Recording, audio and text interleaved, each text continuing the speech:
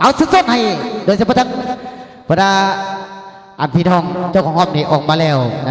โอกาสนี้อาจารย์มือคีย์บอร์ดอาจารย์ลินดาอาจารย์เป๊ปซี่สุดๆให้เอาเสริมคนนึงกับพี่น้องนี่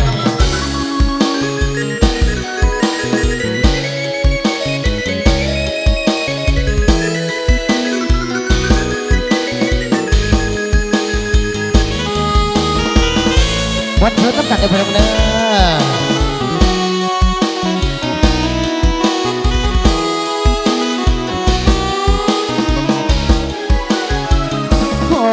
ใจอ้ายหล่น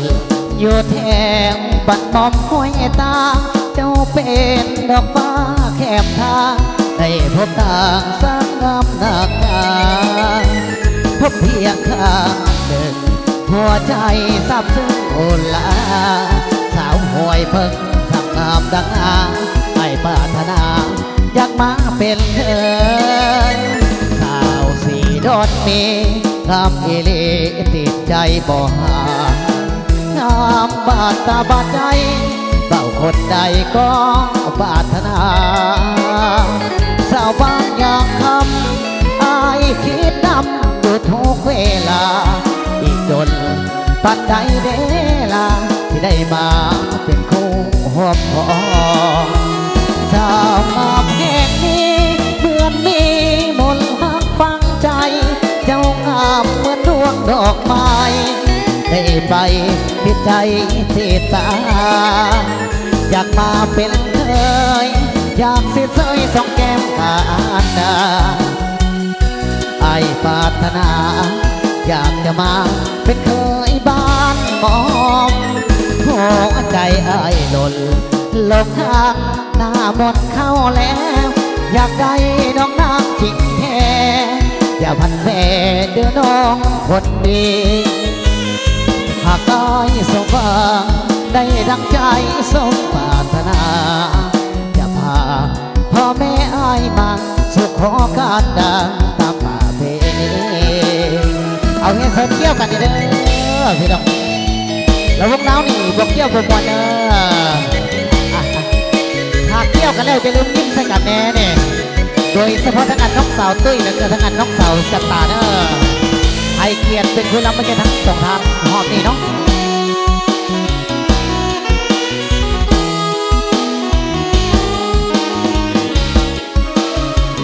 ชาวงามแห่งนี้เพื่อนมีมนต์หักฟังใจเจ้างามเหมือนดวงดอกไม้ได้ไปพิดใจที่ตาอยากมาเป็นเคยอยากสิสอยสองแก้มขาดาไอ้ปรารถนาอยากจะมาเป็นเคยบ้านมอมหัวใจไอ้หล่นลงทางหน้ามนต์เข้าแล้วอยากได้น้องนางจริงแท้อย่าพันแด่เดือน้องคนดีหากได้สมหวังได้ดังใจสมปรารถนาอยากพาพ่อแม่อายมาสู่ขอกันดาตามป่าเพณีเอาเงินสดเกี่ยวกันอีกครึ่งเนื้อสอบผลงานเพลงไปเยี่ยมญาติทั้งอันเมืองไซธานีสาวไซธานีมอบเป็นทั้งบริการให้จากท่านบ่าวนึ่งอารมณ์ดีเพื่อส่วนให้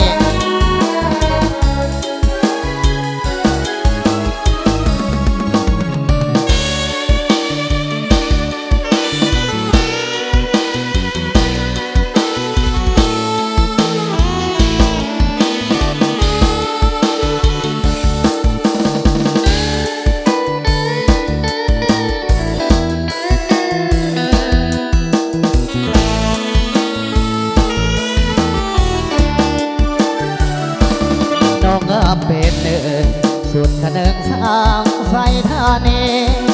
เจ้าสดสวยโซฟีสมเพเขาเล่เขาสลาผู้สาวที่ใดไกลไกลขนาดน้ำว่า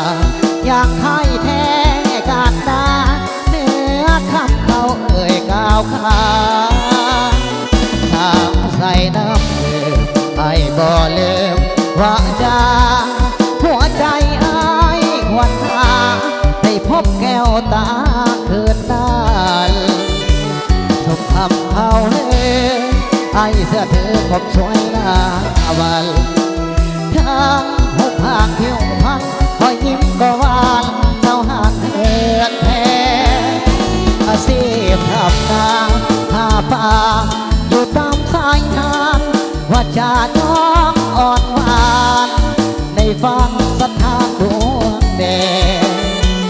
ยิ้มนางสร้างสวนแก่หวนโหคนมาแวหยุดทางข้างเหือดแพ้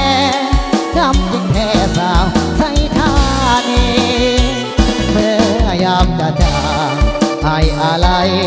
เหือดแพ้หากใจน้องก็เปลี่ยนแปลงจะบอกพ่อแม่ไปขอทันทียานบุญบ่สมลงคาลงทางใส่ท่านีได้แฟนสวยดับใจดีถึกใจเลยเศร้าหานเหินแห่เอาเกี่ยวพี่น้องเนาะไปเย็บจับทั้งกันไปทางนี้เด้อพี่น้องเด้อ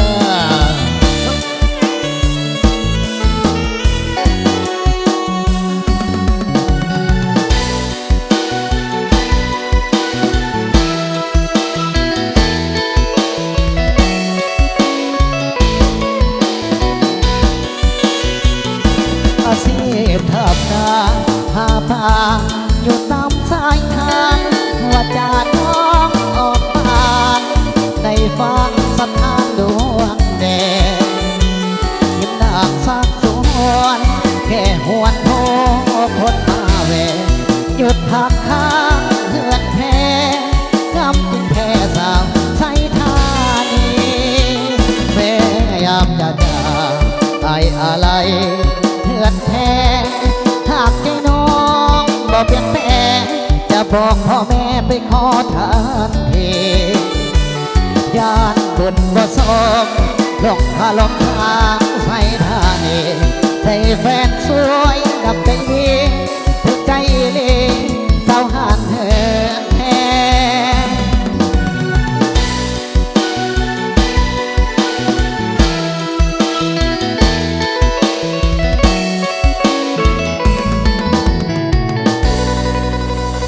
ก็ถือว่าขอความภูมิใจเป็นพิเศษเด้อเนี่ย